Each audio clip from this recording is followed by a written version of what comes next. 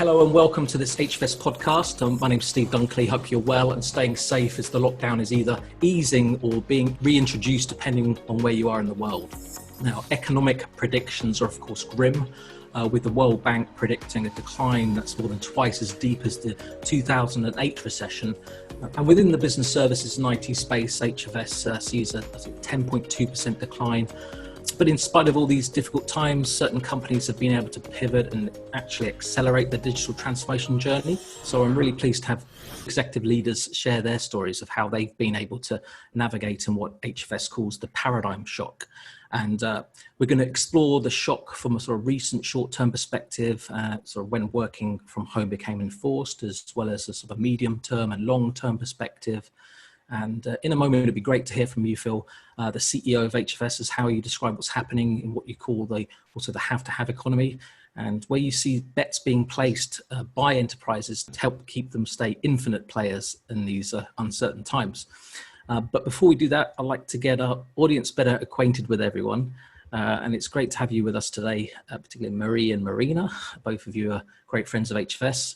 You've been to our events and you've invited to speak at our London summit that was due to take place in March, but obviously COVID got in the way of that.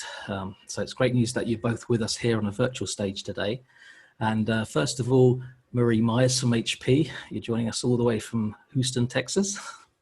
Thanks for joining. Obviously, we've been hearing about the steep rise in COVID-19 cases there, so I hope you and your family and HP employees are safe and that things have started to improve. Thanks, Steve.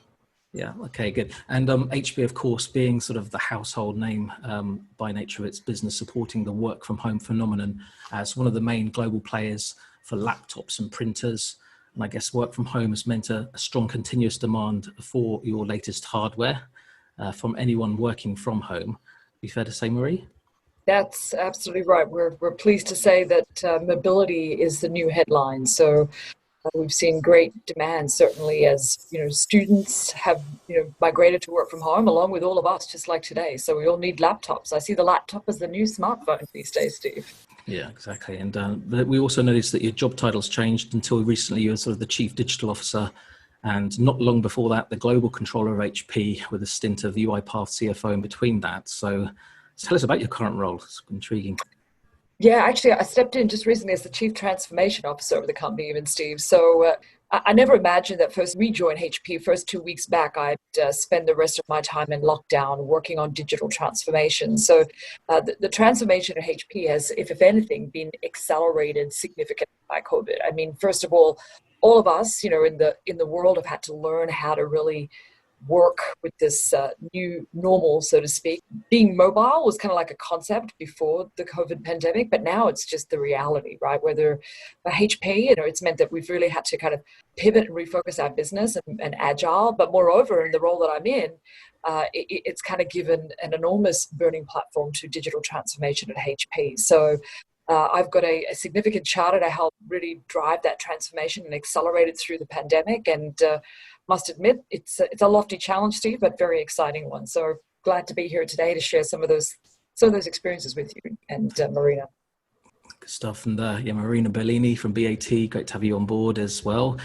For those that don't know, BAT, the FTSE 10 brand owners of brands like Lucky Strike and Dunhill, as well as non-combustible brands like Vipe, which is vaping. And in a previous job, I used to walk past the BAT HQ on the way to Blackfriars in London. But judging from your background, I assume you're not in the office today, Marina. Oh, no. At home in London. Okay. Hi, everybody. Good stuff. So Marina, your job title, Director of Digital Information, that's on sort of the board committee page of your website. But I understand from our recent call that you've taken on more responsibility. Tell us about sort of your role and the similarities and differences to what Marie's doing over there at HP. Yeah, sure. I would have to break it down. There are three things that I lead for BAT: the traditional, technology, service, and development. I also am responsible for all the digital channels, growth, and introduction of new digital channels. And recently, I also took on the responsibility for the global shared services.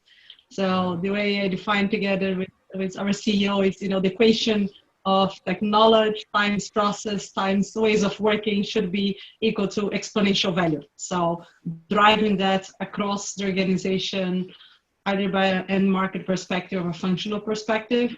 That's what my team is responsible for. Wow. Okay. Yeah. Well, great to have you join us as well, Phil. And for those that don't know Phil and HFS, it's been 10 years since Phil founded HFS, an analyst firm that's been sort of trying to define business operations and what we call the sort of a hyper-connected future state. And he continues to be one of the most respected and well-known thought leaders, particularly in the digital business services and automation space. And he's brought on sort of renowned thinkers like Saurabh Gupta, Elena Christopher, James Snowden, Ollie O'Donoghue, and more recently still Dr. Sarah Thomas from Accenture. So thanks for joining us, Phil.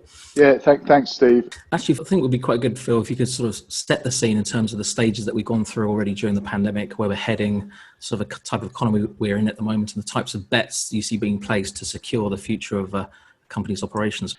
In terms of the current developments of this, I think we're in the realization phase. So we've come through the shock, the figuring out what the hell's going on. Now it's the reality, right? How bad is this? Can we survive this? Everything is on a bit of a precipice right now, but we're not quite sure how hard we're going to fall. We are in a recession. We could be in a depression.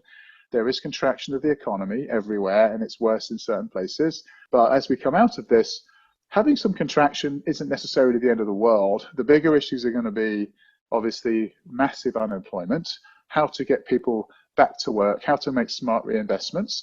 We're going to see some big impacts in politics in terms of the leaders of pre-COVID are going to need to have different skills. Like, you need leaders who can really figure out how to reinvest in jobs, education, healthcare, environment. All these things are going to have to shift. And, you know, it's not just about capitalism anymore. That day may be over. It's a different reality. It's a different mindset.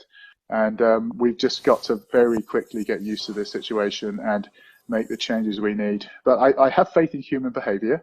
Most humans are survivors, and we figure out what we need to do to save our jobs, our careers, our companies, our families, everything. We do that and we figure it out. And just remember one thing, recessions do end. They do eventually go away and we come back into a new reality.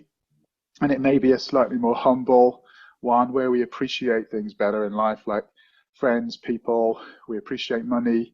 We appreciate our environment, our colleagues. We appreciate diversity and inclusion. So I very much hope, despite adversity, sometimes a lot of positives come out of it. And in terms of the placing of bets, I recall the investment areas are areas like cyber security, as it were, and then sort of automation, I think it was second on the chart. You know, when we went out to 600 odd companies in the weeks after this happened, you know, the immediate response is, yeah, we're going to invest in cyber, then it's going to be automation, then it's going to be cloud, and, you know, even 5G came up quite heavily. But initial focus on we're going to invest there doesn't necessarily translate to reality. We're in a have-to-have economy, right?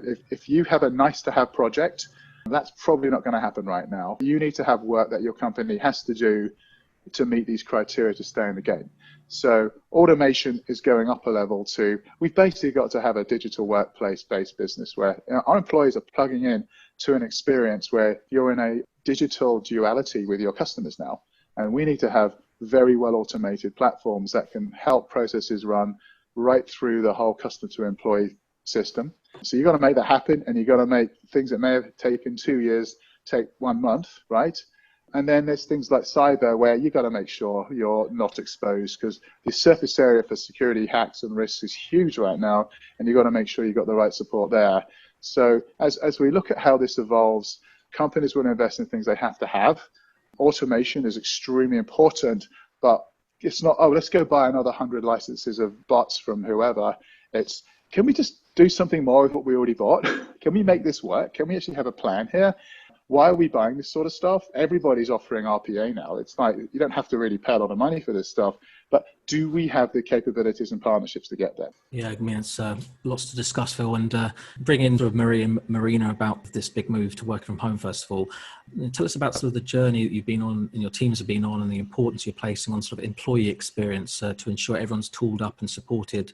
You know, I think the work from home pivot, to answer your question, Steve, is just a great example of what was Phil referring to in terms of the agility that companies have just had to go through right now. I mean, in order to successfully move, you know, we have like a 50, 60,000 plus employee workforce in, widely distributed across the planet. So literally, I have, as part of my responsibility, I have the IT team. And so we had to literally pivot within just a couple of weeks to get everybody enabled to work from home. Plus, we've got the added complexity of factories in countries that were literally closing down piece by piece. And that just kind of added another layer of interesting dynamics to this situation. But the great news was, I think for us, at least as a company, we've operated globally with a very open kind of cultural mindset around work. And so we found it relatively easy to pivot to get everybody enabled to work from home. So great news is we make a lot of that infrastructure. So it kind of helps to be in the business of providing, I think, a phenomenal employee experience through laptops, et cetera. So our employees were able to relatively quickly migrate. And I believe as a company, as a culture, we were very agile to, I think to Phil's point, we just cut through a lot of the old bureaucratic red tape. We just went out there and did it, right? And made it happen. And so today, you get on a Zoom call, we have, people have fun with their backgrounds like I do, we try to find, a little human touch in the day. But I think for the most part, we've crossed that chasm. Part of the employee experience was just getting people comfortable at home. As kind of odd as it may sound, Steve, the first thing I did was go buy a damn chair. I was sitting on my kids' pottery barn chair, and they have twins. I took over their study room. That became my office, and their chair literally broke my back. So got myself a really good chair, a monitor, and then at HP, we ran a program for employees. We rolled out a value for all the employees across the companies, all the different markets of the world, so everybody could get comfortable. So employee ergonomics is really important. It's not just the tools, but actually get people comfortable, because you forget that in the office, companies have provided all of that infrastructure. So, looking at that ecosystem. So now when we think about work, it's not just about how do I connect, right? It's about that experience, because remember, in the office, we were able to whiteboard, we were able to share documents. We've got, software engineers, R&D engineers. A Zoom call doesn't suffice. So we're looking much more broadly at that ecosystem and recognizing from a business perspective, there's a huge opportunity there to change the nature of work. Great stuff. Marina, how was it for you guys? I would say at very short term, after lockdown started, we got so many good surprises, finding that we could, make our people work from home, things we've been debating for years and we thought it was not going to work, and it did work. It worked amazingly well. Our manufacturing sites are very automated, so this, of course, has helped us, keep people safe and at the same time keep operations up and running. Our product is relatively, light to carry and move around. So again, we don't need, more than one person to continue moving a supply chain in a given location. So these is things that we were doubting on how you're going to react into such a circumstances, and was very positive. As a big and a very, very long established organization, we tend to be very slow. We learned also that people make the process much more complicated than they really are, because we start moving faster in terms of decision making without changing any process, to be very honest, or changing delegation of authority and those things, was because people had to do stuff. They kind of did the minimum required by the process, and not this, eternal trying to align with everybody you can think of. Not really, you need to do that. So we saw a speed coming up to the organization. And of course, first, second, and third, worrying about people well-being, physical well-being, and mental well-being. The level of communication, one-way, two-way, from every single leader, from people to leaders in the organization, went naturally 10x, right? And we have been getting a lot of positive feedback from that. In terms of working from home, it's interesting to read on Monday that Fujitsu has said it's going to halve its office space in Japan as part of its work-life shift. And obviously you've had Twitter advise employees that in May that they could work from home forever. What do you think about that? Do you have plans, Marie and Marina, to offer that to employees, that they can work from home forever? I'm not sure I want to work from home forever, to be honest with you. I kind of where it feels at. I must admit, I miss not talking to people. I'm a chronic extrovert, so I really thrive and get my energy from seeing people and talking to people. I appreciate the flexibility of being able to work from home, but I do, really enjoy having the ability to actually, interact with people and see customers and experience what an office looks like. So I personally, on a personal level, I think for all of us, we're going to reset what work looks like through all of this. It'll probably be a combination of both. I think you're hearing companies right now kind of come out with, a variety of statements, Steve, which is giving people mobility. And I think we're all doing that, right? Everybody's given mobility to their employees. I think it's too early to predict what that ultimately ends up translating into, because I think we're still, as Phil kind of said, we're in that one of those stages of the pandemic, and we've got to get through this thing to kind of see ultimately what it looks like. But I think coming out of this, we'll all realize that work can be done differently. And I think we have to acknowledge that, embrace it, and then figure out what the right answer is for all of our companies. So, I would say, certainly from a HP perspective, we're looking at all of this, trying to figure out what's the right solution and the right answer. And, we'll navigate this, but certainly mobility is here to stay. And what about you, Phil? I mean, obviously with shared service centres, contact centres, call centres, delivery centres, so sort of business process management, sort of really sort of high volume office workers. What do you see from that perspective? Do you think providers are embracing sort of work from anywhere or any shoring? What's your thought on that, Phil? You get the short-term hype about the world has absolutely changed and we're never going quite back to what things were before. I think we will go back to delivery centres for areas that require training and culture and capability. Like the best ideas come out of getting young designers and not even young, but any age group together, technology people, even process people. We need to actually collaborate more than ever before. But I think getting us much more used to using video technology in particular has been a huge breakthrough for everybody. I think that's going to, I think, cut down travel by about 50%. For me personally, that's a great thing. If I can do 50% less travel, but still see all my clients, it'll be more rewarding. And sometimes hopping on with a 2 days notice with a client for an important meeting that would have previously taken you 3 months to set up, I actually find that efficient. But I do think we'll go back to a lot more center-based delivery in a lot of core areas because it's important and because you need to train people and because COVID won't last forever. But I also think we have good alternatives when people can't make it into the centers and things like that. Now, the bigger impact, I think, is going to be the use of automation for service delivery. I've seen instances in multiple occasions where work has already been brought back because they had to, and the clients around and said, we don't actually need to move this back out again. We just can automate half this stuff. So I think this is going to see a lot more interest and increase in automation of a lot of the sort of back office processes we're seeing. We're starting to see a lot more integration at the front end as well. So we're going to see a lot more automation, a little bit more work at home, but not a lot more. I think that's a bit overhyped. And we will see call centers and BPO centers and IT centers continue to thrive and also thrive in broader geographic locations. Clients are asking for more delivery closer to home. That is absolutely key. And I think those service providers who are really spreading their global delivery now and not just relying on largely India and Philippines are going to be successful because clients want that. I think are willing to pay a little bit more if they get that as well. So I think we'll see a maturation of the model, a change that I think has been needed for a long time. And if we look at COVID in reality, what it's done is it's forced change that would have taken a decade in 6 months. Yeah, definitely. But so working from home is one thing, and employee experience, and the other important group is that obviously in the CPG space in particular, the consumer.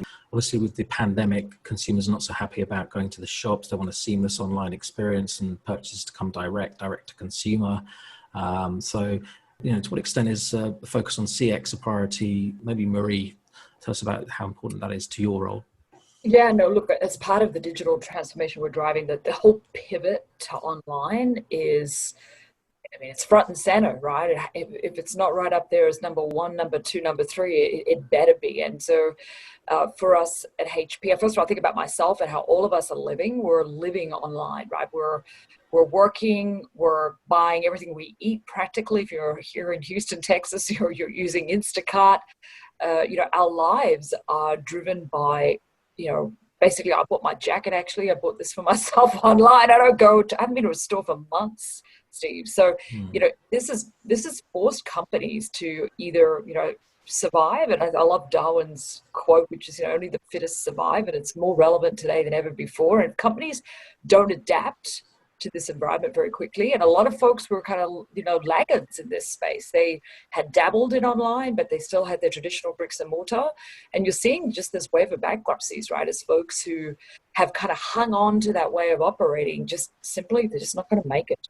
And so unless you're adapting and quickly, building the infrastructure that you need, I agree with what Phil said. There's going to be some players who simply just won't survive. So certainly for me personally at HP, it's right up there, and figuring out how to really, do it quickly. Like in the past, you would have gone through this big, long kind of waterfall process around getting decisions made. Today, we're moving really quick, right? We've got to move in an agile way, evaluate, where the high value kind of customer journeys are at and how you're quickly going to pivot and get your customers supported, not just online in terms of the buying experience, but think about the support experience and think about the sell experience. I mean, everything's online. So virtual agents, coming in very quickly into the service area, how do you quickly kind of accelerate digital transformation from a service perspective? Because many of the traditional service mechanisms we had just simply aren't sustainable today. So disruption going on in service, disruption in purchase, disruption through the entire life cycle, and then disruption even at,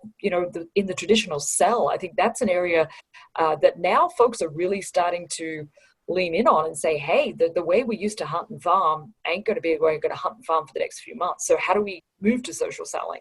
So yes, this whole pivot is happening very quickly. I think about it every single day here at HP, Steve, and turning it into a real plan is what I've got to do here in the coming weeks. Mm-hmm. Phil and Marina, any comments on that? Absolutely, right.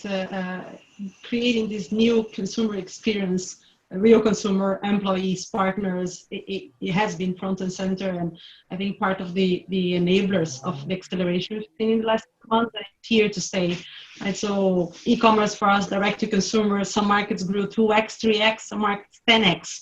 And if you're not investing behind it, this is not going to go away. When pandemic is going to go away, we want to keep the consumers, through those channels and have further develop the category. Internally in the organization, we talk about, remote assistance in our manufacturing sites. Yeah, but I still have to put someone on a plane, travel and go there and teach. Yeah, people could not travel anymore. And you have to start having this experience inside your own organization. I mean, we had, the last time I checked, over 500 people that joined the organization in the last 4 months and never showed up in a BAT office. So onboarding people, they have to learn the culture, the process, they have to get engaged and understand not just their job, but the environment and the mission that we are here for, and doing all that online. We had to create an experience that basically in the past, everything we were worrying about was in a physical and directly human interaction way. So I think what we are trying to do, and some is very speedy, just get it done, and some are planning more and rethinking our platforms, is from consumers to customers to employees to partners, and different business process. How do we make sure that engagement just is felt better by whoever we are engaging with? So it's absolutely top priority. And if digital technology are not front and center of that, so what is it? I think it is hard, and the crisis has helped, and I hope it stays for after crisis, is that in the crisis, you don't have something perfect, but you still put it live, to onboard someone, to talk to the consumer, to connect as a partner. And this has made, Agile just a reality. What I hope is that when we are out of the crisis, we keep this agility in the organization, because we tend to be, very, let's plan a lot, let's design to perfection before something goes live. And we were talking. Agile is something like very difficult to do. It gets done in crisis, but can we make sure that this spirit, is kept alive and this new way of working stays? That's my concern, if you're going to continue evolving on CX, or if it's going to slow down, because people are not going to feel the crisis mode anymore. There's always something positive in a crisis, even in a horrible crisis like this one. And I think that's my biggest wish, that we are able to, retain and keeping operating in the company, because without that, the whole, CX concept, the moment that you slow down and you don't put, what you deliver to the consumer first, by definition is not, a good CX. So I think good examples in the last few months, but we need to find a way to keep it alive and delivering across the organization, because I think it's just the tip of the iceberg. The opportunity is huge in any front we can look ahead of us. Phil, I mean, the speed and scale and the need for that agility that Marina's talking about, I mean, it's quite remarkable. And when it comes to sort of engagement, particularly with sort of the service providers, this whole straight to digital, you know, Marina wants things done quick and agile. I mean, tell us about sort of straight to digital trend, Phil. Great question. On the service provider side, it's a very difficult one for them, because some of them, they really struggle to change from their traditional model of selling low-cost FTEs from low-cost locations. We had the CEO of TCS, like one of the largest services firms in the world, get up at their earnings call to say that the traditional delivery model is going to be dead soon, and it's all going to this, you know, borderless secure workplace model, that sort of thing. So he's trying to say his entire business model is under massive threat. I think reality is it's sort of half and half. Some will move into more dynamic models. Others will persist with the current model, but maybe make some tweaks around the edges. Some will just go away. Some are going to be consolidated. But a lot of these guys are struggling to change as much as everybody else. You know, we're going to see a little bit of a bloodbath in that space in the coming months, where they're competing very aggressively for clients who are dropping their price tags, and they want more for less and that sort of thing. So the winners will be those who can adopt the shift, who can globalize the models better, who can have more nearby delivery, more remote delivery, and really good offshore delivery. Don't discount the talent you've got in India. You've got more developers who can be schooled in RPA, Python, all these areas than anywhere else in the world and Eastern Europe. And Marina, the service providers that you're working with, are they sort of stepping up? How you sort of, in terms of governance, how you sort of getting what you want, as it were, in terms of, you know, that sort of agility, the speed, the scaling? How's it going? I'd say that everybody's trying to adapt to this environment, Steve, right? I think, you know, everyone's reaching out, trying to figure out how do we support you and how do we do better? You know, what can we do? What are some creative ways that we can kind of meet you halfway, so to speak, in this environment? So I'd say that, you know, there's kind of like a range of different responses out there from folks that you see who really kind of leaned in and, you know, got out there early, and then others that have had to catch up really quickly, and some that are just truthfully shining stars. So I'd say it's a mixed bag, but, you know, folks for the most part have tried to do the best they can to support you. I think the only difference is just geographical, and because especially, you know, both Marina and I are very large global companies, you know, you have to kind of watch the country impacts because they are quite markedly different. You know, as countries are going to go in and out of these waves of COVID-19, you know, the support levels and the response levels kind of vary based on that. And some countries are just in much more severe conditions, and others are kind of going back to normal. So the service levels are going to adjust accordingly. Marina, any comments on that in terms of supplier relationships and things? The two things that for me are differentiating the partners that are, you know, being more effective partners and from the ones that are being less are two things. You know, one is the ones that put flexibility, you know, front and center to their offers, their discussions with us, you know, are the best ones, because anything that comes rigid, you know, knowing that we don't know, you know, 50% of, if to be optimistic on what's going to be ahead of us, you know, anything that comes rigid and, you know, I want to make sure that this is the commitment and this is what we're going to do, by definition, you know, they are pushing them away from being partners of us in a meaningful way. So I think the number one thing that we see partners that are being more present on helping the transformation of our business and deliver of our business are the ones that have flexibility top of their mind. And the second thing, because of the diversity of the world out there, the consumers and the situations of the different markets, I think the second one is the ones that are not trying to be this one size fits all, I'm going to do it all for you, but are also very worried on how they do work with other partners of ours, right? Because the reality is, given the diversity of the business and the diversity of situation, you know, we usually need two, three partners, you know, to get something done. And some, you know, tend to be very difficult to work with others, not with us. That doesn't, it's far from being enough. So flexibility and, you know, and multi-partnership models are the ones that are being more successful, and we hope stay with us, you know, with us for longer. Otherwise, it is complicated. And yeah, some I think are making those calls and some are not. And let's see the future.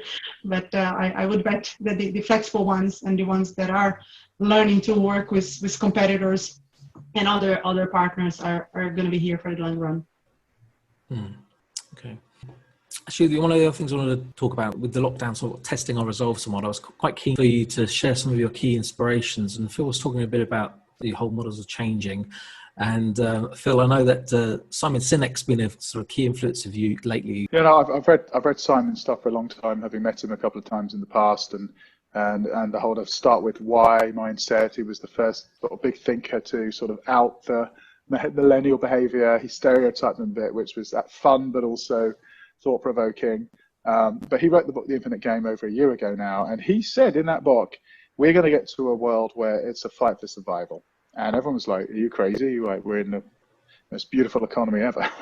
And but his whole take was everyone needs a raison d'etre. They need to have a bigger purpose than just tangible numbers to hit. You know, I found that it's nice to have a higher mission that really brings everyone together in your ecosystem around what you do. So we're doing it on ourselves right now at HFS. We're not going to reveal it today, but you say, what are you here for? What do you do? What's our big purpose in life? Is it to be a research company that is giving Gartner a run for their money, or is it to be a company that inspires the world? So you have to sort of think about, what is it that's truly driving you? And so if the leader of a business is truly driven by a higher purpose, then you can get everybody to be driven by that purpose as well.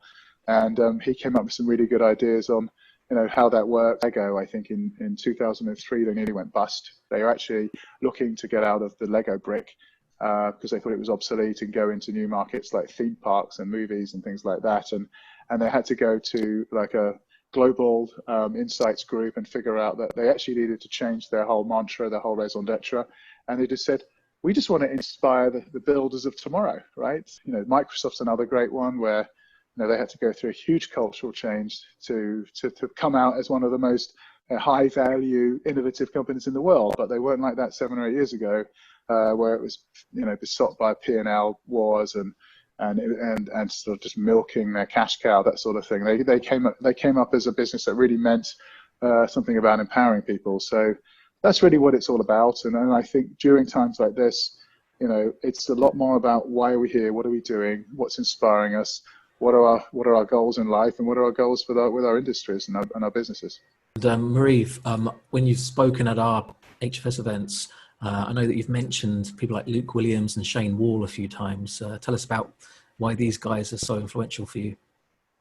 Well, I mean, I'm a big fan, as you know, of Luke Williams' book Disrupt, which, his kind of primary thesis is that you need disruption to truthfully unleash innovation in business. And so you can't just kind of keep doing this kind of incremental change, right? It's really not going to lead to any deliberate or any innovative outcomes. And Luke's idea is, find ways to create disruption in your environment so that you can really unleash innovative thinking. And I love, his thoughts around that. And you've got to find you've got to find ways to kind of break that norm in businesses. And, we just kind of get naturally into this kind of laziness around how to drive change. So, I think it's really fascinating now because now you've got this absolutely disruptive moment called COVID-19 that has forced businesses to, adapt, embrace agility. And now they're going to all of us have to innovate in ways we've never imagined before. And actually, it is like the perfect kind of recipe for innovation. So I'm optimistic about the kind of innovation that I think is going to come out of these moments that we're living. And because you need that disruptive catalyst to push humans to kind of really think outside the box. So I go back to Luke's way of thinking and use that, constantly inside of HP today, because, we've always been much more of a culture that embraces a much more traditional way of thinking. So this is pushing everybody out of their comfort zone. And I think in some ways, it's unleashing, and I can see it just in the way we're thinking and behaving and reinventing our own business. It's going to unleash innovation that was probably not possible in the time frame prior to COVID. So I'm actually optimistic about what it will do to our business, and optimistic about how it will, actually radically force transformation into the company in a way that perhaps we wouldn't have been able to tolerate in the past. So I love his books. And Shane Wall was a former CTO at HP, and he always did a great job of kind of thinking about the future.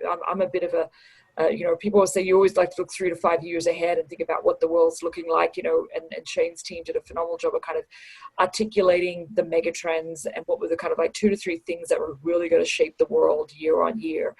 And certainly we were very focused around things such as global cities that were going to dominate the world. What's really interesting is I think that, some of those trends will perhaps dilute somewhat, whether it's, I think the technology trends, we're not going to argue about. Those are going to continue on. But I would think that the one that is going to be interesting to kind of watch is just mega cities. We've seen through the COVID pandemic that mega cities aren't quite the kind of panacea that we thought they were. In fact, these are kind of now being seen as sort of places where pandemics have spread a lot faster. So some of these trends may take a pause or may shape a somewhat different destiny through the COVID pandemic. And one that I think we haven't thought too long about is how do these mega cities kind of evolve through this pandemic? Indeed. And Marina, when we spoke recently, I think it was last week, you mentioned the female astronaut Helen Sharman. Tell us about why she's such an inspiration for you. I just met Helen last week. I've been bringing together the top 100 people in my organization for a 2-3 day meeting for the last 3 years, every June. And of course, this year, we said it's not going to be possible, and let's postpone it for eventually when people can travel. I said, no, that's the time that we have to bring people together and talk about what we're doing, what we have done, what we are trying to drive. And of course, we have people in all different time zones. So we decided to run a 50-hour, almost a marathon of a workshop where, 3 hours each of the 3 days, everybody was together. But other than that, people were doing the activities in their, own time zone. And we had amazing speakers come and talk to us, and then we invite Helen. I've read about her story, and I thought it could be something amazing. And I'm just so lucky that, I met and my team met her. She was the first British woman to go on space. And but the amazing story is not just what she did, but how she got to doing that. And she was a chemical engineering, very traditional education, working for Mars. And one day she's driving home, many years ago, and she listening to the radio. She gets this advertise, why don't you come work with us and be an astronaut? And she said, why wouldn't I? And, long story short, a year and a bit later, she's in space, right? And is the first woman in the UK to do so. And people always, ask a lot about, how was the experience of being there? And what she said is that, and everybody says this is amazingly, this is super bold, and this is super, revolutionary. How did you do that? And she says, the thing that made me do it is giving it a go. Is to begin with, think that I could do it. And I think this resonated a lot to myself and to the team, seeing the great work that all the IT teams have been doing in the last few months, and much more that we need to do in the years to come. It's just the thing of not doubting of what the limits are. So many people inspire me throughout my life, and I'll continue learning more and more people. But I think she's just this keeps resonating on every tough moment that I had since we met. Like, okay, just give it a go, right? That's all we need. And sometimes it's just us stopping ourselves. So I love that. She really inspired me. It's a great inspiration. And so over the last couple of years, HFS has sort of engaged with you and Marie on discussions of diversity and inclusion. So it'd be interesting to hear how your companies are really going about embedding diversity and inclusion into business over and above what I've seen described as a fruit bowl or fruit platter approach to diversity, where all types of fruit on display looking cute, but a little bit superficial with no sort of integration of ideas like a fruit salad should be. So I don't know what your latest is in terms of these sort of D&I programs. Yeah, no, I'd be happy to. In fact, I just joined the HP Diversity Advisory Board this morning, so the timing's perfect, Steve. And one of the reasons I came back to HP candidly was the fact that it's wonderful to work for a company that really values diversity. It's not just lip service. We live it in every single way, whether, you see it in the people, the leadership team, you see it in our business. I mean, HP is a company that is one of the few companies in the world that actually embraced sustainability a long time ago. I actually work off a laptop that's made completely from recycled plastic. So it's not just lip service. I mean, it's really actions. And moreover, with the whole social injustice, I'm just really proud to say that, as the leader of kind of transformation IT, each one of the leaders of the company was asked by the CEO, who took a very profound stance for the world. I mean, he went out there, leaned in a way that many others have followed, asked all of us as leaders to step up and make pledges. And my personal pledge was to really raise for girls and particularly for African-American girls, awareness around coding. So we've been running, botathons and things like that, looking at how we can partner with universities that are very diverse universities to kind of accelerate these learning opportunities. And moreover, demand diversity from our suppliers. It's just so disappointing, Steve, to go to meeting after meeting with some suppliers who just don't even seem to know how to spell the word diversity. So, it's about making it real. And I'm optimistic, and I remain optimistic that, the world will step up and change, but it's going to take all of us being demanding it, right? I have to demand that from our suppliers. It's no longer good enough just to show up the way you've shown up for years and years. You're going to have to really find a way to embrace change and promote and support diversity and make it real. Marina, anything to add to? Yeah, and I would love to offline, Marie, because that's the area that I'm very passionate about. And although BAT has diverse front and center, by definition, with the number of countries that we operate, and number of consumers that we serve and we want to serve, if we don't have diversity inside the company, there's no way that we continue, being successful. We first say that we care, so I want to learn. So it doesn't matter how much we do, I think it's never enough. I think we say, as important as diversity is inclusion. So we want to make sure that whoever is working in BAT feels that they can bring their real self to work, that they feel that they're included and they're going to be respected for that. Otherwise, you get diversity numbers, but you don't get that, expressed in the workplace. So inclusion is super, super important. Similar to you, I just came out, this Monday of an LGBT plus, where we were talking about, unconscious bias and how do we make sure that in the language that we use, we are not bringing the bias that, in general we do, that we're not going to say, whatever terminology that we exclude people or we make them feel that they belong to a different group than the group that everybody should be part of. So management board of BAT, it's 9 nationalities, my leadership team, 13 nationalities, 5 women, and in the global headquarters of BAT, 70 different nationalities. Women, still a long way to go, but we are in the ranges of 30%, and a lot has been happened in the last couple of years. And we try to create those KPIs to make it visible where we are not representing well the society that's out there inside BAT.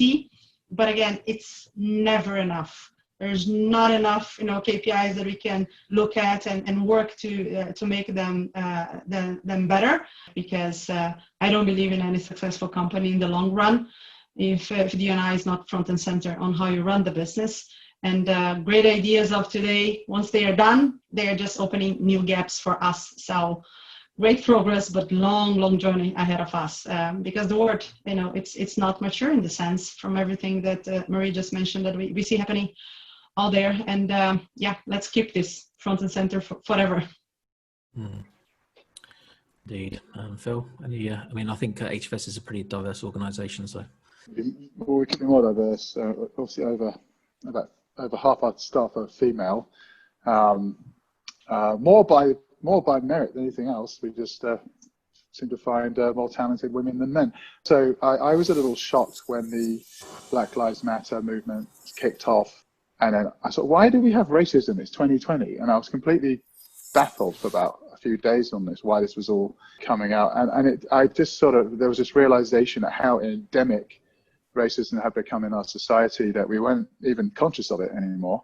Just gets you thinking about what can we do to start a very long process of changing ourselves, because it's going to take a long time.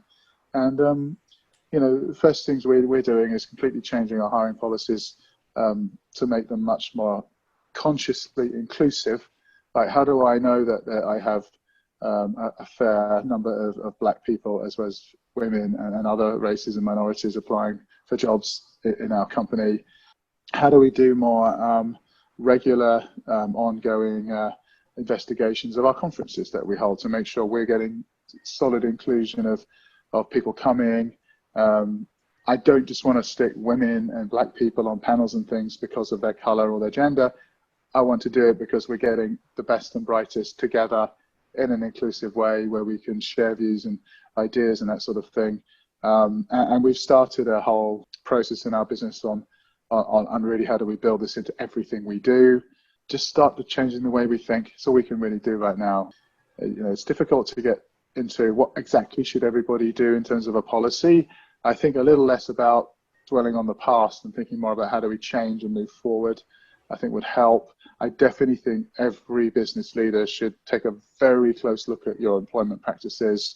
If you're advertising jobs on LinkedIn, for example, do you know if they're making sure that their data capabilities are very inclusive of other races and minorities and things as well? I don't know is the answer. We've just gone along and done business and not thought about it is the real answer. So I feel like we're as guilty as anybody at just forgetting about this stuff, and then now knowing that we are making unconsciously racist decisions, knowing that we're not fundamentally racist people. And it makes me very sad, to be honest with you. And I'd love to have more and more dialogue on this with everybody, and everybody included here and other people, on what we can do as an industry to start to think differently. I really want to get away from lip service. I also want us to get away from shaming people. There's too much of that going on. I don't think that helps. I think that just angers. Just find a better way to all work together on how, because ultimately people will choose their employers on how diverse and inclusive you are, and that's going to be. And also, I think sustainability is another key area. And if you're not like that as a company, a lot of the kids today aren't going to want to work for you. So these are things we all have to think about. Excellent. Okay, great. I think actually we're sort of running out of time now, so we've got to wrap this up, I think, and we've discussed a load of stuff. So work from home, we've talked about EX, CX, we looked at the sort of key investment areas where companies are placing their bets, we looked at straight to digital, we've sort of explored Simon Sinek and Luke Williams and Helen Sharman, talked to diversity and inclusion, and so I think we've done a pretty good session. Anything else to add, anybody? Say a big thank you to yourself and Phil. I think it was a great session, and as always, thought provocative, and look forward to more to come, Steve. So thank you for the opportunity. Yeah, good job, Steve. Good job. Nice panel of people. Marina? Thank you, Steve. Thank you. You're a very nice medium, and let's stay positive. Definitely. Let's stay in touch, Marina, too. Let's make sure we partner up. Yes, let's do that. I would love that. Yeah. Thank you. Me too. Okay. Thanks very much, everybody. Thank you. Have a good evening. Have a good evening.